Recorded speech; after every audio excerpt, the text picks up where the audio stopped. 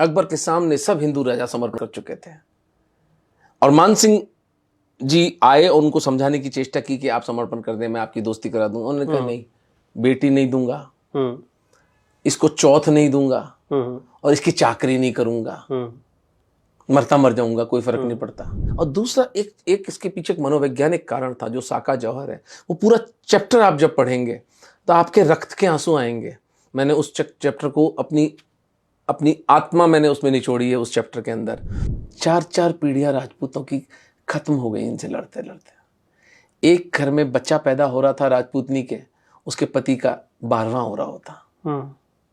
और ये एक नहीं, हजारों घरों की कहानी बता रहा हूं मैं आपको। महाराणा राज सिंह जी के बाद लगभग 1000 वर्षों तक, 1 सहस्त्र वर्षों तक ये एक परिवार मुसलमानों से सीधी टक्कर लेता है। प्रताप के ही कैटेगरी के राजा, लेकिन नाम विलुप्त हो गया हमारे इतिहास से। उनके बेटे करण सिंह, जगत सिंह और अंत में राज सिंह, जिन्होंने औरंगजेब तक को, ऐसा कुछ ब्रिटिश इतिहासकारों ने लिखा है कि औरंगजेब तक को जिन्होंने गिरफ्तार किया था। क्योंकि हमारा हिंदू बुद्धिजीवी, हमारी लीडरशिप, हमारे इतिहासकार, हमारे तथाकथित इंटेलिजेंसिया,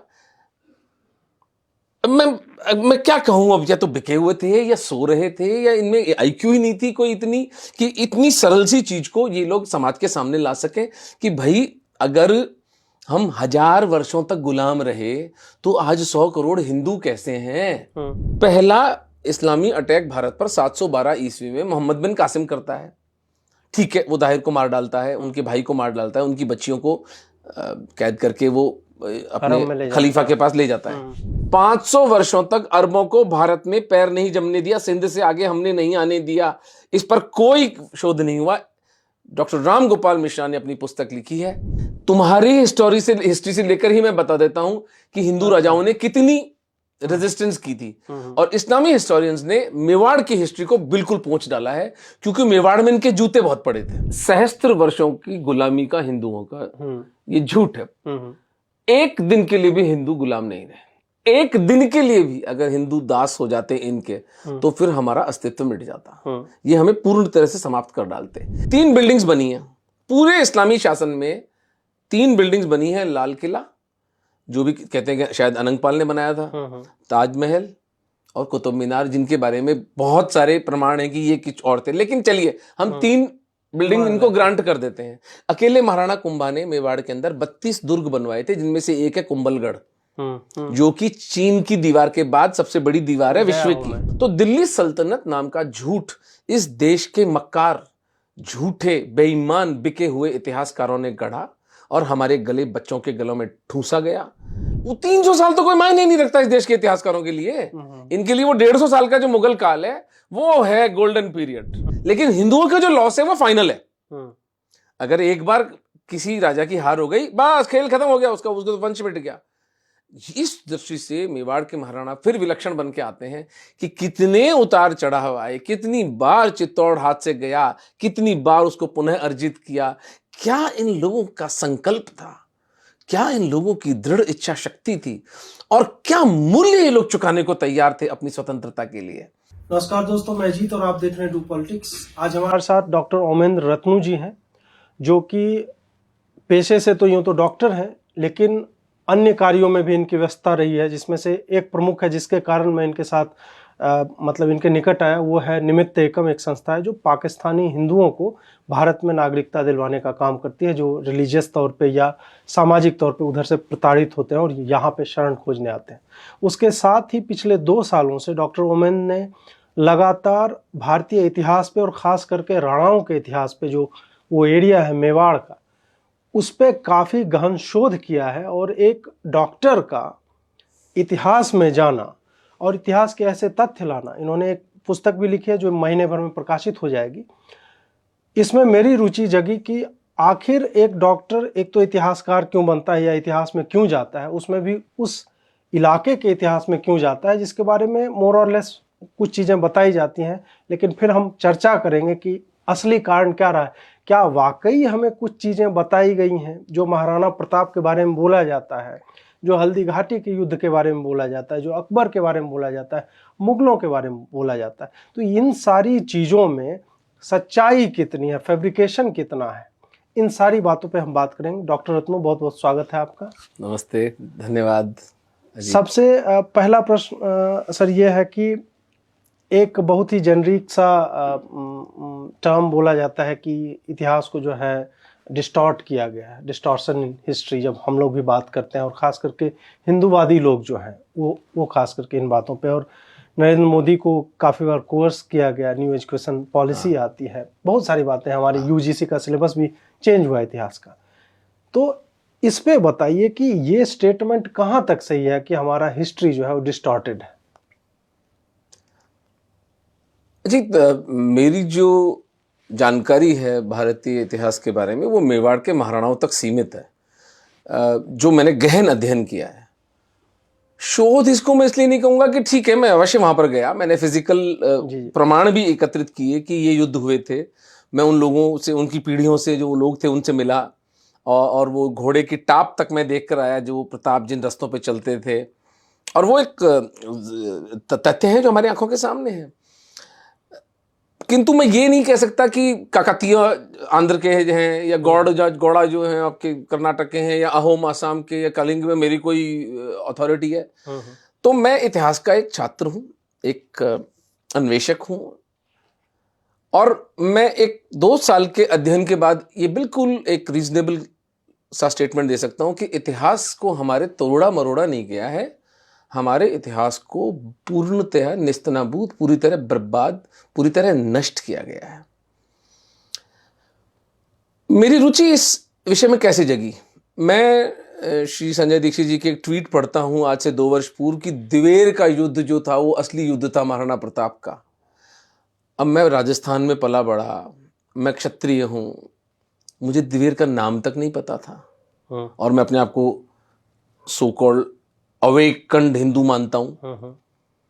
फिर जब मैंने जाकर उस जगह का निरीक्षण किया, दिवेर में गया, वहां के लोगों से मिला, वहां साक्ष्य देखे मैंने जब युद्ध के, तो मैंने कहा इतना प्रताप तो एक ऐसे व्यक्ति हैं जिनकी छाप हिंदू जनमानस में आपको यहां से लेकर अटलांटा तक, और यहाँ कश्मीर से लेकर कन्याकुमारी तक, और सब जगह मिलेगी। यानी मैं तो जब इस पुस्तक की पूरी इस प्रोसीजर में जब मैं लिखता गया तो मुझे पता चला कि वियतनाम के युद्ध के समय प्रताप उनके प्रेरणा स्रोत थे।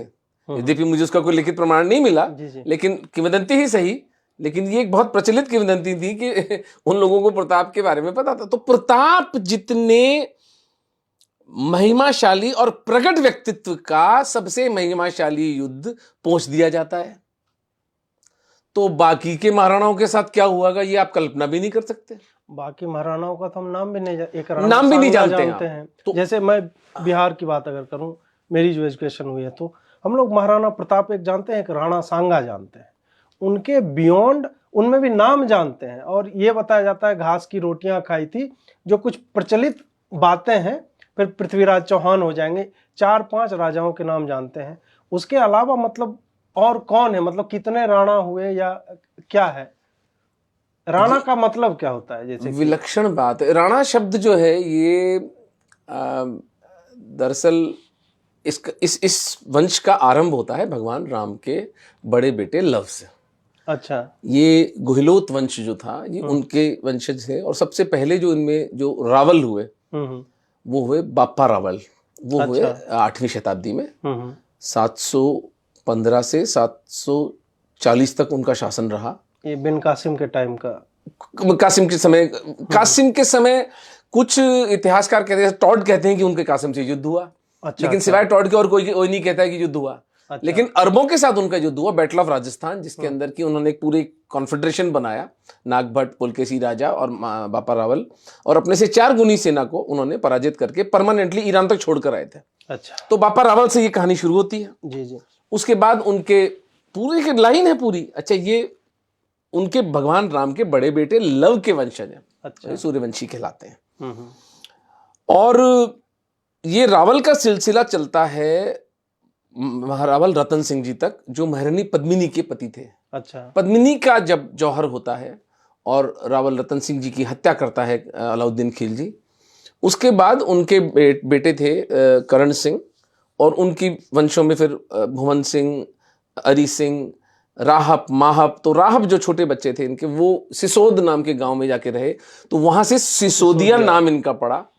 और सिसोदिया वंश के जो राजा जो बने, वो भगवान एकलिंग जी को, महादेव को अपना पालक मानते हैं मेवाड़ का, और ये स्वयं को उनका दीवान मानते हैं। तो ये राणा शब्द वहां से आता है कि ये भगवान शिव के, they are just the care takers. तो इसीलिए उसके बाद में महाराणा चला। उसके बाद महाराणा राज सिंह जी तक ये सिलसिला चलता है, जिसमें कि मुगलों से, मुसलमानों से इन्होंने खुली टक्कर ली। महाराणा राज सिंह जी के बाद लगभग 1000 वर्षों तक, 1 सहस्त्र वर्षों तक ये एक परिवार मुसलमानों से सीधी टक्कर लेता है। एक भी राजा इसमें बीच में ऐसा नहीं आता जो गैप दे दे कि वो ना ले, वो भोग विलास में चला जाए। एक भी राजा नहीं है। द चेन स्टार्ट्स फ्रॉम बापा रावल। उनके बाद नाम तो बहुत सारे हैं, लेकिन मैं उन प्रमुख के बात बताता हूं जिन्होंने की, जिनका रिकॉर्ड हमारे पास में है और जिनकी कहानी मैंने अपनी पुस्तक में लिखी है। खुमाण 3 हुए थे, तो खुमाण 1, खुमाण 2, खुमाण 3। खुमाण 2 जो द्वितीय थे वो बहुत प्रतापी राजा थे। उसके बाद शक्ति कुमार, फिर महाराणा रावल जैत्र सिंह जी के बाद में रतन सिंह जी, रतन सिंह जी के बाद में अरी सिंह, भुवन सिंह, उनके बेटे अजय सिंह के बेटे महाराणा हमीर सिंह। प्रताप के श्रेणी के अगर कोई महाराणा हुए तो वो थे महाराणा हमीर सिंह। अच्छा। और उन्होंने, मैं बताऊंगा उनकी कहानी आपको। उसके बाद उनके बेटे क्षेत्र सिंह के बाद लक्ष्य सिंह के बाद में मोकल के बेटे कुंभा के बेटे रायमल के बेटे सांगा के बेटे उदय सिंह जी थोड़े से ढीले राजा थे। उसके बाद में क्योंकि उनकी परिस्थितियां इतनी, सांगा की हत्या हुई थी, बाबर ने उनकी हत्या की थी, तो उसके बाद में मेवाड़ एक गृह युद्ध में चला गया था। तो उदय सिंह जी का जीवन बहुत टर्बुलेंट रहा, बहुत विवादास्पद रहा। प्रताप उसके बाद होते हैं, प्रताप के बेटे अमर सिंह जी, प्रताप के ही कैटेगरी के राजा, लेकिन नाम विलुप्त हो गया हमारे इतिहास से। उनके बेटे करण सिंह, जगत सिंह और अंत में राज सिंह, जिन्होंने औरंगजेब तक को, ऐसा कुछ ब्रिटिश इतिहासकारों ने लिखा है कि औरंगजेब तक को जिन्होंने गिरफ्तार किया था। तो ये इस यशस्वी लाइन है जिसमें एक एक, जो इनमें से जो मैंने 10 नाम आपको मुख्य तौर पर जो 10 बताए, बापा रावल से लेकर के राज सिंह जी तक, इन प्रत्येक महाराणा पर एक एक पुस्तक लिखी जा सकती है। और किसी ने लिखने की जरूरत नहीं समझी, लिखा गया है, लेकिन वो एक ऐसे उसको पूरी तरह से उसको दबा दिया गया। जैसे कर्नल जेम्स टॉड ने, तो मैंने जो पुस्तक लिख रहा हूँ, जेम्स टॉड जो राजाश्रय प्राप्त इतिहास है मेवाड़ घराने का, वो लिखा है श्यामल दास जी। उन्होंने वीर विनोद नाम की पुस्तक लिखी है।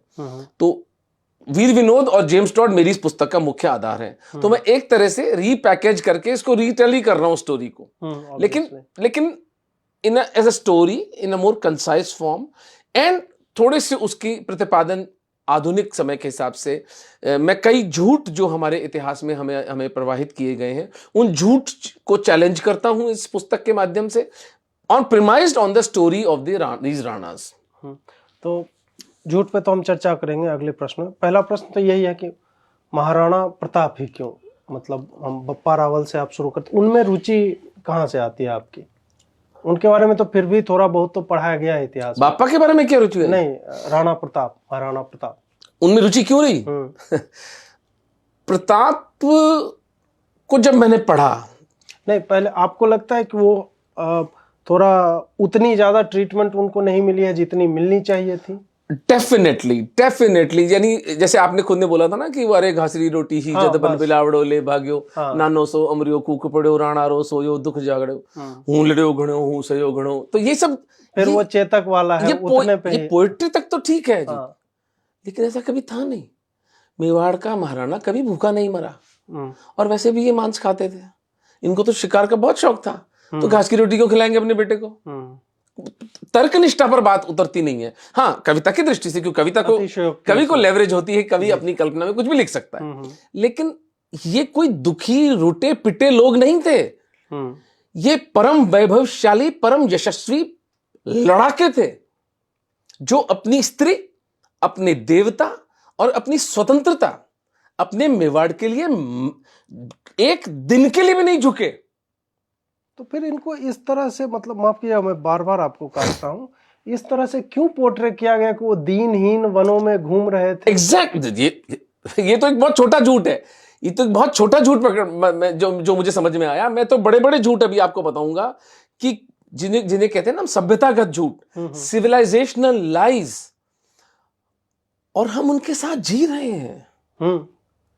वो हमारी थॉट प्रोसेस को, वो हमारी थिंकिंग को, वो हमारे दैनंदिन जीवन को, हमारे आचार व्यवहार को मोल्ड कर रही है। वो जो झूठ है, कितना बड़ा धोखा हमारे साथ हिंदुओं के साथ में ये हुआ है। क्योंकि हमारा हिंदू बुद्धिजीवी, हमारी लीडरशिप, हमारे इतिहासकार, हमारे तथाकथित इंटेलिजेंसिया, मैं क्या कहूं अब, या तो बिके हुए थे या सो रहे थे, या इनमें आईक्यू ही नहीं थी कोई इतनी कि इतनी सरल सी चीज को ये लोग समाज के सामने ला सके कि भाई अगर हम 1000 वर्षों तक गुलाम रहे तो आज 100 करोड़ हिंदू कैसे हैं। ये तो बॉटम लाइन है मेरी पुस्तक की कि आप ये एक चैप्टर है पूरा, the lie called 1000 year slavery. 1000 वर्षों की कालखंड में भी पूरा नहीं उतरता है। क्योंकि पहला इस्लामी अटैक भारत पर 712 ईस्वी में मोहम्मद बिन कासिम करता है।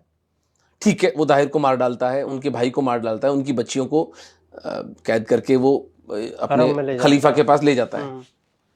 उसके बाद भारत पर जितने भी अरब आक्रमण हुए उनमें उनका हिस्टोरियन बिलाधुरी लिखता है कि राजपूतों ने हमारी वो पिटाई करी, हमें सर छुपाने की जगह नहीं मिली।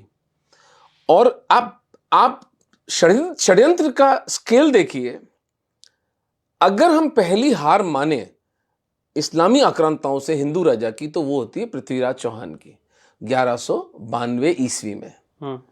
500 वर्षों तक गजनी, एक महमूद करके राजा जिसको खुमान द्वितीय ने पराजित किया था, अरेस्ट भी कर लिया था, बाप्पा रावल की कहानी, जैत्र सिंह जी की, समर सिंह जी की, सब साफ। 500 वर्षों तक अरबों को भारत में पैर नहीं जमने दिया, सिंध से आगे हमने नहीं आने दिया। इस पर कोई शोध नहीं हुआ। डॉक्टर राम गोपाल मिश्रा ने अपनी पुस्तक लिखी है। उन्होंने ब्रिलियंट रिसर्च करके ओरिजिनल जो शिलाखंड वगैरह होते हैं उनको रिसर्च करके बड़े बड़े राजाओं की, भीमपाल, पूरी शाहिया डायनेस्टी की, अनंगपाल, जिन लोगों ने, जयपाल, जो इन लोगों ने फाइट्स पुट अप करी, वो लिखी है। पर इवन डॉक्टर मिश्रा ने, मुझे नहीं पता उनको क्या था, वो मेवाड़ की हिस्ट्री के बारे में उन्होंने भी बहुत कुछ नहीं लिखा है। एक तर्क ये दिया जाता है कि डॉक्टर रामगोपाल मिश्रा ने जो अपनी पुस्तक लिखी थी वो इस्लामी हिस्टोरियन से ली थी, कि तुम्हारी हिस्ट्री से लेकर ही मैं बता देता हूं कि हिंदू राजाओं ने कितनी रेजिस्टेंस की थी। और इस्लामी हिस्टोरियंस ने मेवाड़ की हिस्ट्री को बिल्कुल पोंछ डाला है, क्योंकि मेवाड़ में इनके जूते बहुत पड़े थे। सबसे मतलब आपने अन्वेषण किया, शोध किया, तो उसमें सबसे बड़े बड़े ब्लंडर्स क्या हैं हिस्ट्री के, जो हम तक आने ही नहीं दिए गए या इतना डिस्टॉर्ट कर दिया गया। अब मतलब मैं एक बच्चे के तौर पे, और अभी भी पढ़ाया जाता है, 17 बार में सोमनाथ पे आक्रमण जो किया था, इस बात को सुन के अभी इतनी ग्लानि होती है कि यार, जिसने तुम्हारे देश के मंदिर को तोड़ा उसको तुम प्रेरक कहानी बना के पढ़ाते हो। हमें बलकरण और तैमूर का एक नाटक है, वो भी उसी तरह का है कि प्रेरक कहानी भी तुम आक्रांताओं के हिसाब के बता रहे। तो वैसे कौन कौन से ब्लंडर्स हैं जो आपको मतलब लगा कि ये तो ग्लेरिंग है? मतलब चूंकि हमारे इंटरव्यू का दायरा थोड़ा छोटा है, इसलिए मैं बोलूंगा कि बड़े बड़े ब्लंडर्स कौन कौन से? एक तो मैं आपको बता चुका हूं कि सहस्त्र वर्षों की गुलामी का हिंदुओं का ये झूठ है। एक दिन के लिए भी हिंदू गुलाम नहीं रहे।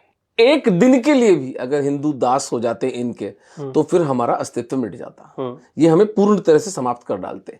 इसीलिए प्रताप की महानता इस बात से रेखांकित होती है कि उस महापुरुष ने अपना बिगुल तब बजाया, उन्होंने अपना भाला तब उठाया जब वो नितांत अकेले थे।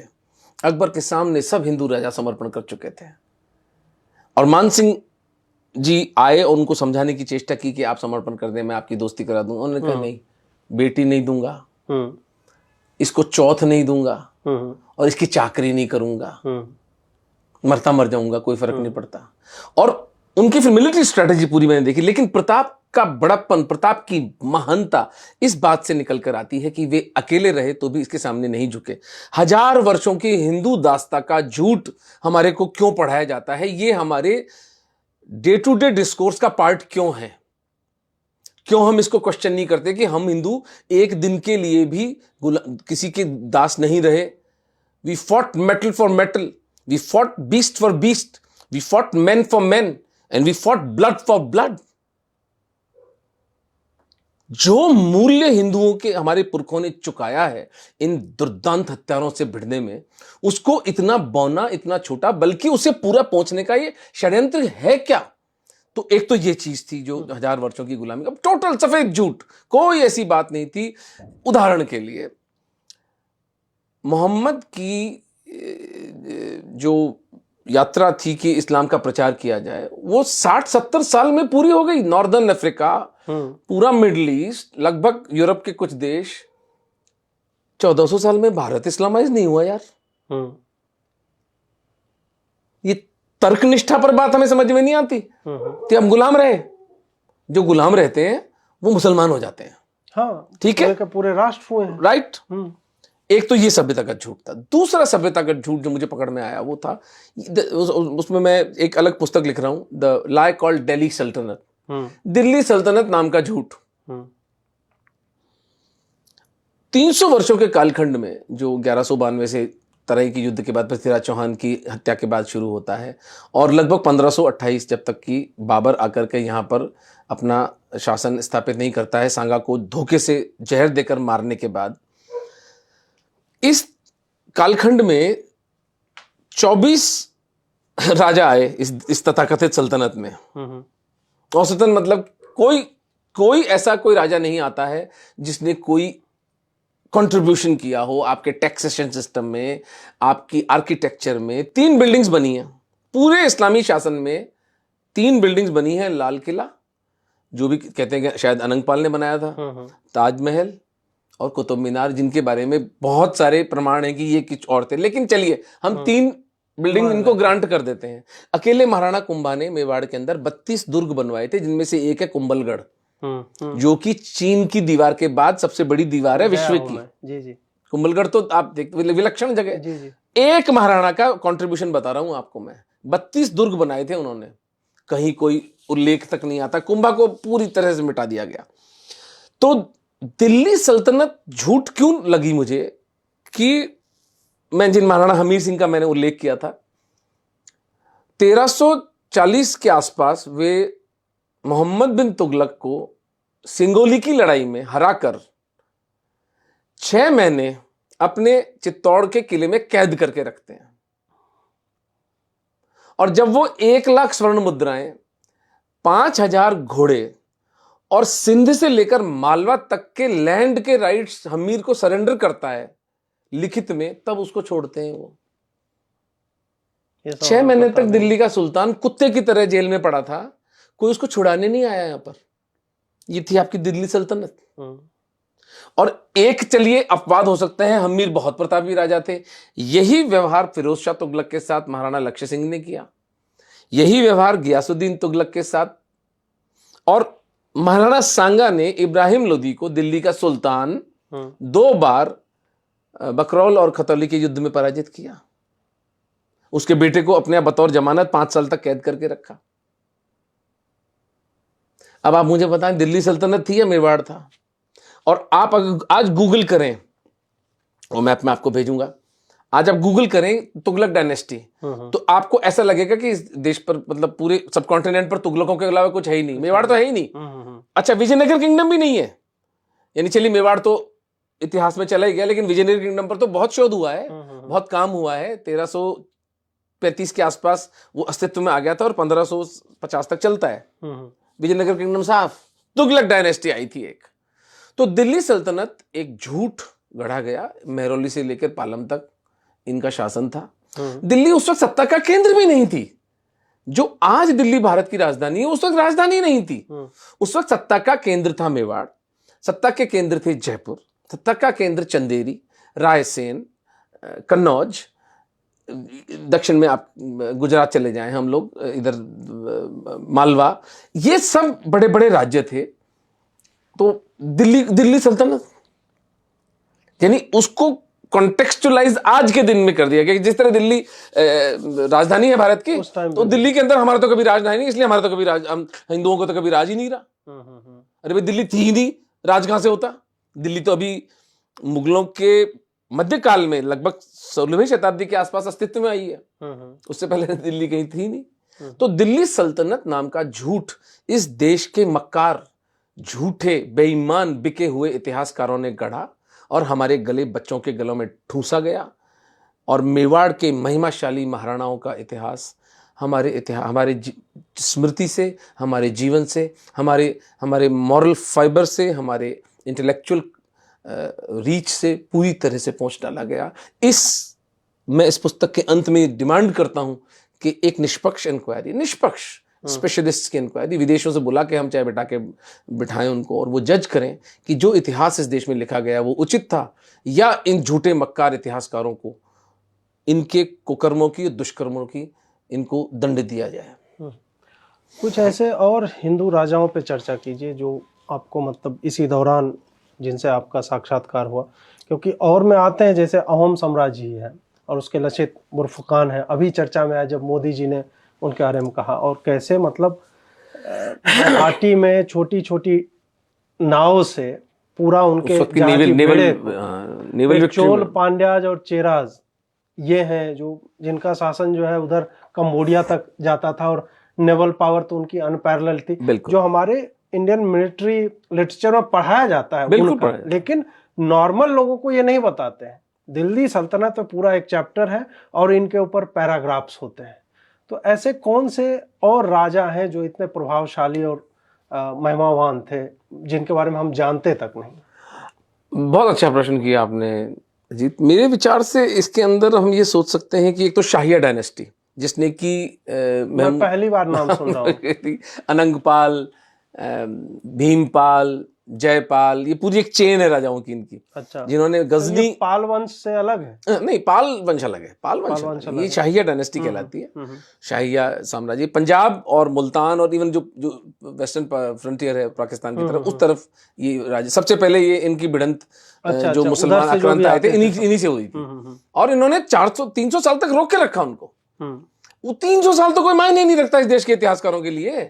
इनके लिए वो 150 साल का जो मुगल काल है वो है गोल्डन पीरियड, क्योंकि उस वक्त इनकी तथाकथित हिंदुओं के साथ संधि करके जो इनके हिसाब से एक सत्ता का मैनेजमेंट कर रहे थे लोग, वो इनके लिए स्वर्णिम काल है इनके सब, क्योंकि वो नैरेटिव इनको सूट करता है। पर उस पर अपन बाद में आएंगे। एक ललितादित्य मुक्तापिदा कश्मीर के, और वो तो मुसलमानों का जो नरसंहार करते थे, किसी का आधा मुंडन करके भेजते थे, पूरी की पूरी आर्मी का मुंडन करके भेजा करता था वो। उसकी इतनी भयंकर, उसकी जय वर्मा करके एक राजा थे मध्य भारत में, उनके साथ उनका अलायंस भी था, जय वर्मन या ऐसा कुछ नाम था उनका। ललितादित्य मुक्तापिदा के उसके लिए अरब हिस्टोरियंस ने लिखा है कि ये मतलब ये इस मुसलमानों का इससे बड़ा कोई शत्रु नहीं है। अच्छा। और प्रतिहारा राजा जो थे उनको भी किंग ऑफ जूर्स कहा करते थे ये लोग। अच्छा। किंग ऑफ जूर्स, वो नाम नहीं मिल रहा है कि वो एक्चुअली किसको कहते थे, वो कौन था एक पर्टिकुलर राजा। अच्छा। जिसने इतना नरसंहार किया मुसलमानों का कि उसको किंग ऑफ जूर्स कहते थे लोग। एक राजा जो है मूल राजा चालुक्य डायनेस्टी के, जो गुजरात की तरफ हुए थे, मतलब कितना महिमाशाली आदमी था।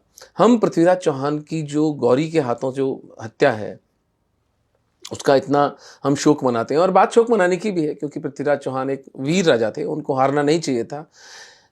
इसी गौरी को 1178 में मूल राजा ने जूते मार के भगा दिया था यहां से। लेकिन हमें यह नहीं पढ़ाया जाएगा क्योंकि किसी भी मुसलमान आक्रांता की जो लॉस है वो उसका फाइनल लॉस नहीं है। उसने कितना पुरुषार्थ किया, उसने अपने जो सेटबैक्स थे उनको ओवरकम करके फाइनली 1192 में पृथ्वीराज चौहान को डिफीट कर दिया। लेकिन हिंदुओं का जो लॉस है वो फाइनल है। अगर एक बार किसी राजा की हार हो गई, बस खेल खत्म हो गया, उसका तो वंश मिट गया। इस दृष्टि से मेवाड़ के महाराणा फिर विलक्षण बन के आते हैं कि कितने उतार चढ़ाव आए, कितनी बार चित्तौड़ हाथ से गया, कितनी बार उसको पुनः अर्जित किया। क्या इन लोगों का संकल्प था, क्या इन लोगों की दृढ़ इच्छा शक्ति थी और क्या मूल्य ये लोग चुकाने को तैयार थे अपनी स्वतंत्रता के लिए। ये अगर आज हम अपने बच्चों को, अगर हम खुद स्वयं उसको सीख पाए, तो ये हमें आज जो हमारी सभ्यतागत लड़ाई चल रही है विधर्मियों के साथ, जो हमारी मुल्ला मिशनरी, मैकॉले पुत्रा, मार्क्सिस्ट और मीडिया, इन पंचमक्कारों से जो हमारा संघर्ष है, अगर हम मेवाड़ के इन महापुरुषों की, इन राजाओं की, इन महाराणाओं की उस स्ट्रगल को अपने जीवन में उतार पाते हैं, तो हमें इतनी प्रेरणा मिलेगी और एक बहुत विनम्रता का भाव होगा कि आज हम इतनी सुख सुविधाओं में जीवन जीते हुए एक अंगूठे के ऊपर हम इंफॉर्मेशन ट्रांसमिट कर पाते हैं। इन राजाओं ने उस वक्त 15-15 दिन एक सहायता की चिट्ठी एक राज्य से दूसरे राज्य जाने में लगती थी। उसमें भी बीच में अगर हार्ट अटैक आया है, किसी जानवर ने उस घोड़े वाले को खा लिया, तो वो लेटर पहुंचता ही नहीं था। उतनी विषम परिस्थितियों में इतने दुर्दांत हत्यारों के सामने समर्पण नहीं किया, तो हम किस लिए घबरा रहे हैं? हम 100 करोड़ हिंदू क्यों आज पराजित महसूस करते हैं? तो इस पुस्तक का मंतव्य तभी सिद्ध होगा जब हिंदू समाज में एक विद्युत का प्रवाह आ जाए कि अकेले मेवाड़ के महाराणा अगर ये कर सकते थे। और मेरा प्रयास है, मेरी विनती हिंदू समाज से ये है कि हर राज्य का कोई युवा, कोई व्यक्ति अपने राज्य की इतिहास को खोजकर उस पर रिसर्च करे, उस पर शोध करे और उस पर लिखे। जैसे मैंने निवेदन किया था, काकतीय हैं या चोला हैं या पल्लव हैं या कलिंग साम्राज्य जो था, बंगाल के जो राजा थे, गौड़ाज हैं, इन सब पे रिसर्च की जाए और उस सब को प्रवाहित किया जाए कि कितना मूल्य हमारे पुरखों ने चुकाया है। तब जाकर इन राक्षसों के टोले को हम सिंध के उधर ही रोक पाए थे। अब थोड़ा सा स्विच करते हैं, पॉपुलर कल्चर के बारे में बात करते हैं। जोधा अकबर एक फिल्म आई और उसने ये मतलब स्थापित कर दिया हमारे मानस में कि जोधाबाई थी और अकबर कितना महान था और कितना ग्रीक गॉड टाइप का वो दिखता था और कैसे जोधाबाई आती है। और ये तो इसके बारे में बताइए कि इसके बारे में इसकी सच्चाई क्या है? 5 फुट 6 इंच अकबर की हाइट थी। एक इतना बड़ा 2 बाई 2 सेंटीमीटर का मस्सा उसके गाल पे था। सांवले रंग का आदमी था और थोड़ा भारी शरीर में था, स्टॉकी था। मोटा तो मैं नहीं कहूंगा, लेकिन स्टॉकी था। ऋतिक रोशन से आप तुलना कर लें कि वो क्या था, जो भी था। आपने एक प्रश्न पूछा था मुझसे 2 प्रश्न पहले कि कौन कौन से झूठ मुझे पता चले थे इसके अंदर। तो एक जो झूठ जिसको मैं बहुत, मेरी आत्मा से जिसको मैं घृणा करता हूं व्यक्ति, वो है अकबर। क्योंकि इसको हमें महान करके पढ़ाया गया, Akbar the great, Akbar the great. और एक समय था जब हम बच्चे थे तो हम भी अकबर द ग्रेट बोला करते थे और उस दिन के लिए लज्जित हूँ। उस दिन के लिए मैं अपने आप को कोसता हूँ कि यार इतनी बुद्धि नहीं थी, हमारे माँ बाप ने भी हमें नहीं टोका। 25 फरवरी 1568 को इस अकबर महान ने चित्तौड़ में 40,000 निरपराध हिंदुओं की हत्या की थी। 40,000। और ये कोई पागल हिंदू नहीं कह रहा है, ये अबुल फजल और अल बदायूनी के द्वारा रिकॉर्डेड, इसकी ऑफिशियल हिस्ट्री के अंदर डॉक्यूमेंट्स हैं जिनको मैंने अपनी पुस्तक में कोट किया है। छोटे छोटे बच्चों को भाले के ऊपर डालकर बाटी और रोटी सेकी जाती, ऐसे सेके गया था। 10,000 स्त्रियों ने जौहर किया था। 8,000 मेवाड़ की सेना, साका कहते हैं उस घटना को, जब राजपूत चारों तरफ से एक किले में घिर जाते थे तो अपनी पत्नी, अपनी माँओं, अपनी बेटियों, अपनी परिवार की स्त्रियों, दासियों को सबको जलाकर, जिंदा अग्नि में जलाकर उस राख को अपने शरीर पर मलकर मरने निकल जाते थे। जितनों को मार सकता था एक राजपूत सेना, उतनों को मार के, और वो वीर गति को प्राप्त हो जाता था। ये घटना घटी थी 25 फरवरी 1568 को। और उस व्यक्ति को हम अकबर महान करके पढ़ाते हैं। ये निर्लज्जता, ये निकृष्टता हिंदू समाज अपने स्वयं के साथ करता है और थूकता है उन महान पुरुषार्थियों पर, उन महान स्त्रियों पर जिन्होंने अपनी जीवन जलाकर, वो एक सरल मृत्यु भी चुन सकती थी, शायद विष ले लेती या एक दूसरे को कटार भी घोंप सकती थी। जैसे विभाजन के समय सरदारों ने अपनी बेटियों को गर्दनें काटी थी और कुएं में डाल दिया था, ये सब हो सकता था।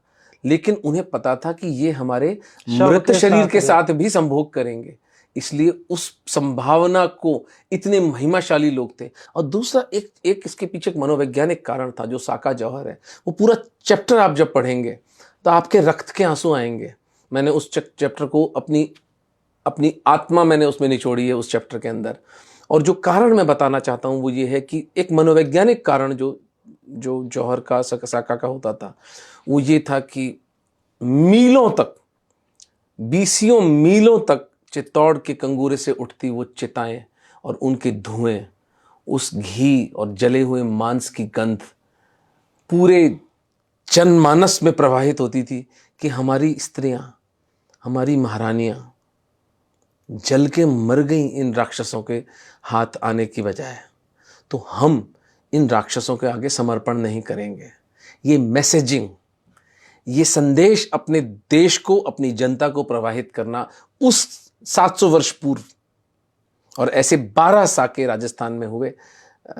सबसे बड़ा जो था वो जो चित्तौड़ में झेला, पहला, दूसरा, तीसरा साका जो था।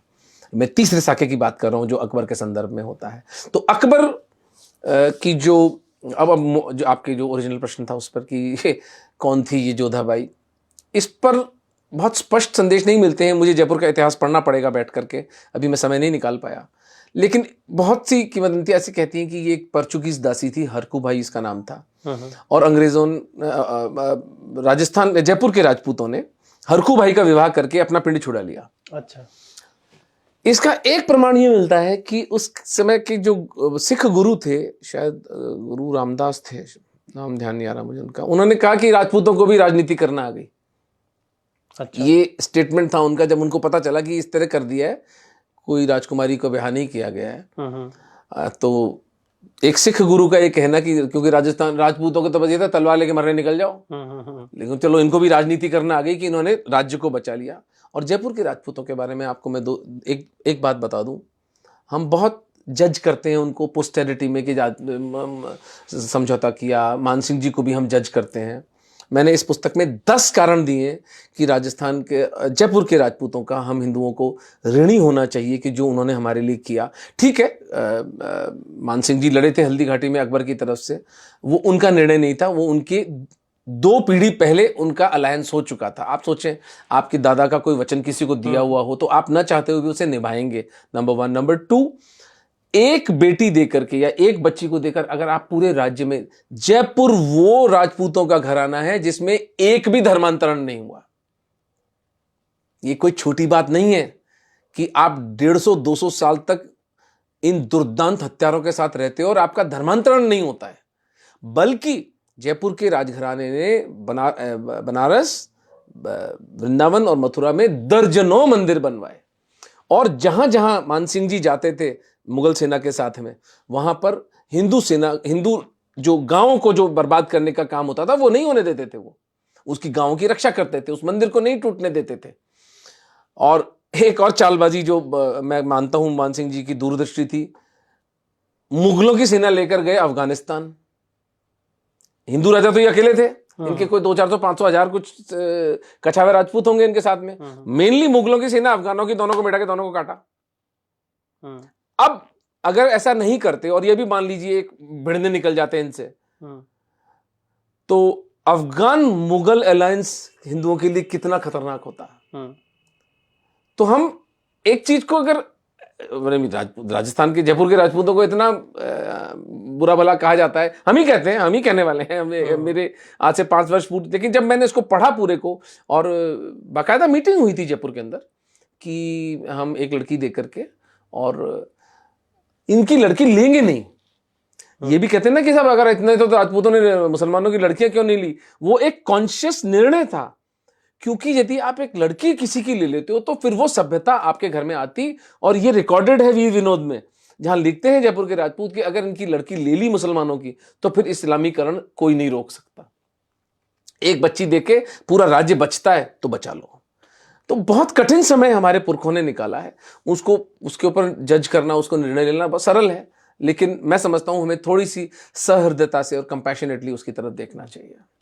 एक तो ये पुस्तक आ रही है, 1 महीने में आ रही है, इसके बाद मतलब क्या आपकी रुचि इसमें बनी रहेगी इसको, और ये किस किस रूप में आएगा, या और कौन कौन सी किताबें हैं या ऐसे विषय हैं जिसमें आप पुस्तक भी लाएंगे, और किस किस विधा में महाराणा प्रताप जो है हमारे सामने आएंगे? अजीत, मैं एक मूवी बना रहा हूँ महाराणा प्रताप पर, उस पर कार्य शुरू हो चुका है।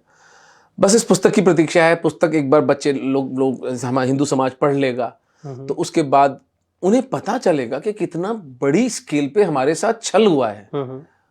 कि आप महाराणा हम्मीर, महाराणा कुंभा, इनके नाम ही नहीं पता हमें। कुंभा तो एक जीनियस थे, 32 दुर्ग बनवाए, 56 लड़ाइयां लड़ी, एक भी नहीं। 3 राज्यों से, मालवा, गुजरात, नागौर, तीनों मुसलमान राजाओं से साइमल्टेनियसली लड़ाई लड़ी, एक भी लड़ाई नहीं हारे, एक भी नहीं हारे। और संगीत पर विश्व का सबसे लंबा ग्रंथ लिखा, सुर प्रबंध, और वो भी हिंदुस्तानी क्लासिकल नहीं, कर्नाटिक वोकल पर, दक्षिण भारतीय म्यूजिक पर। मेवाड़ का एक महाराणा ये लड़ाइयां लड़ते हुए, ये दुर्गों का निर्माण करते हुए एक ग्रंथ लिख रहा है, which happens to be the longest and on music, सुर प्रबंध। और 51 वर्ष की उम्र में उनका बेटा उनकी हत्या कर देता है। All this he achieved in a period of 35 years. ये तो बिना देव के अंश के तो ये मैंने लिखा है पुस्तक में कि मैं मानता हूं कि एक देवत्व का एलिमेंट था, ये महादेव के कोई अंशावतार थे। असंभव है कि इतनी विपरीत परिस्थितियों में 4-4 पीढ़ियां राजपूतों की खत्म हो गई इनसे लड़ते लड़ते। एक घर में बच्चा पैदा हो रहा था राजपूतनी के, उसके पति का 12वां हो रहा होता। और ये एक नहीं, हजारों घरों की कहानी बता रहा हूं मैं आपको। और अकेले राजपूत नहीं, मेवाड़ में 36 कौम लड़ी। भीलों का कंट्रीब्यूशन तो आप आज मेवाड़ का जो इंसिग्निया है, एक तरफ भील है, एक तरफ राजपूत है। सोशल कंस्ट्रक्शन और सामाजिक समरसता की बातें करते हैं। प्रताप को तो पूरे जीवन मेवाड़ के लोग राणा कीका कहते थे। राणा कीका यानी कीका मेवाड़ी में कहते हैं बेटे को। आप कल्पना करें, एक राज्य की जनता अपने महाराणा को अपना बेटा कह रही है। मैं 3 दिन तक नॉर्मल नहीं हो पाया था जब मैंने इस बात को आत्मसात किया कि भील समुदाय प्रताप को कीका ही कहता था। और राणा कीका कटा है, राणा कीका कहीं करना है और कोई आदेश है। मतलब आप सोचें कितनी विलक्षण बात है ये। तो हम सामाजिक समरसता की जो बातें करते हैं उसका एक इससे उत्कट उदाहरण मेरे जीवन में तो मैंने कभी नहीं। 36 जातियां कह रहे हैं तो उसमें जो आज के संदर्भ में सो कॉल्ड छोटी जातियां हैं, तो उसमें तो बहुत सारी रहे हैं। भील और शेड्यूल्ड ट्राइब्स ना।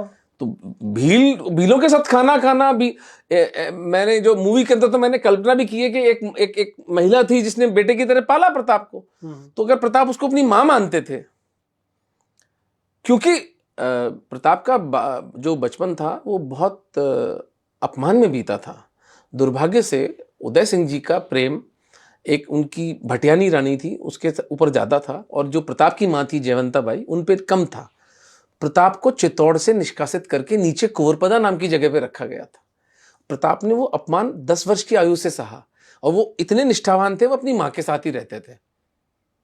राजकार्य सारा उन्होंने संभाला, लेकिन वो आके सोते अपनी मां के पास में थे, कुंवरपदा नाम की जगह पर। ये अपमान उन्होंने झेला, और उस अपमान का एक साइड इफेक्ट, जो पॉजिटिव साइड इफेक्ट हिंदू समाज के लिए रहा, वो ये रहा कि उन्हें तो पाला ही भीलों ने। उनके जो सहचर थे वो भील थे।